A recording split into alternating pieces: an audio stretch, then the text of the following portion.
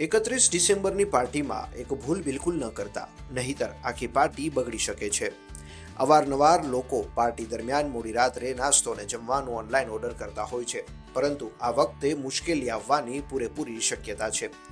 કારણ કે આ એપ્સ સાથે જોડાયેલા ડિલિવરી બોયઝે કામ બંધ કરવાનું એલાન કર્યું છે. આ હડતાળનું સૌથી મોટું કારણ 10 મિનિટ ડિલિવરી મોડેલનું દબાણ છે, જેના કારણે ડિલિવરી પાર્ટનર્સના અકસ્માતો સતત વધી રહ્યા છે.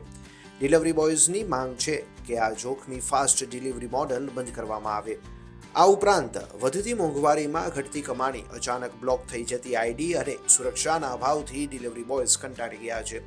આ જ કારણોસર Indian federation of app base transport વર્કર્સે દેશવ્યાપી હડતાળની જાહેરાત કરી છે. મુંબઈ, પુણે, નાગપુર અને દિલ્હી આ શહેરોમાં ડિલિવરી સર્વિસ પર મોટી અસર પડવાની શક્યતા છે.